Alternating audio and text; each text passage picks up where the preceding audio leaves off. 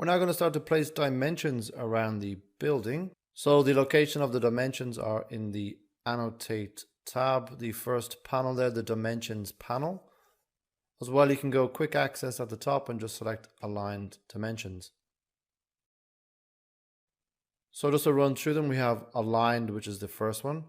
So the Aligned Dimension places a dimension between parallel references or multiple points. So this would be the best option to use when running around any object because it will align the dimension parallel to the model.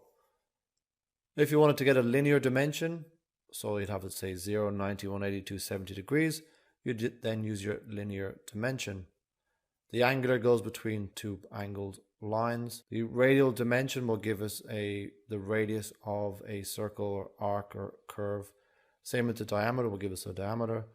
Arc length will give us the total length of an arc. The spot elevation will display the elevation of a selected point. Same with the spot coordinates, so on your plan or side plan.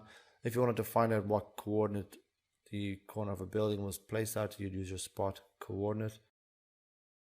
You can also use the spot slope to place the slope of your roof or slab and so on. Okay, to get us started, I'm going to choose the aligned dimension. So once you select one of the dimensions, you still have the choice to go back and change to a different dimension.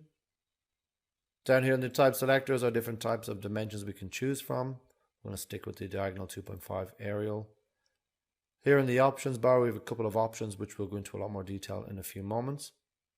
So first thing we're going to do is we're going to dimension the grid line. So to give us a bit more room, what I'm going to do is extend the grid line itself. So just select the grid line. Select the open grip and just pull it back.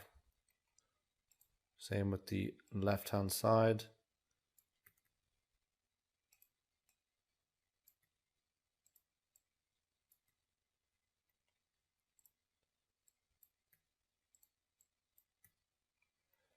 So now we have more space to add dimensions. So now I'm going to go back, choose my aligned dimension. To get me started, first thing I'm going to select grid line 1.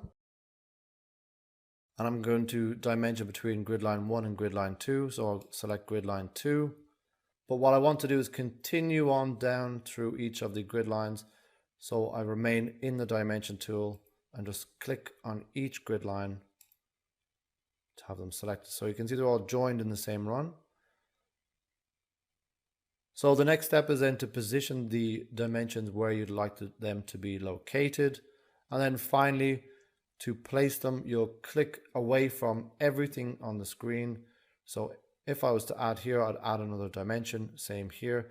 So just move the cursor away from anything else that's not selected and click.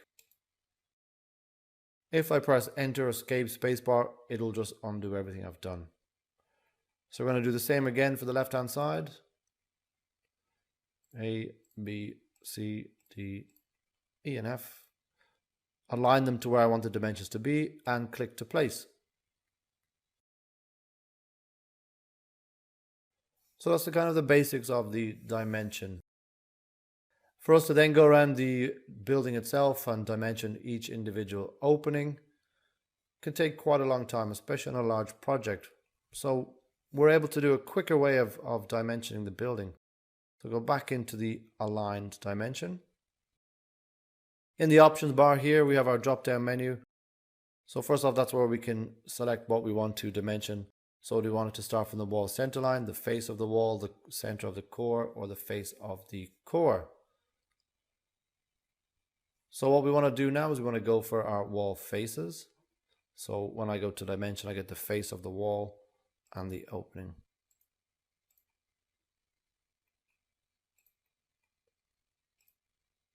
And to the face of the wall. It will take us quite a bit of time to do that.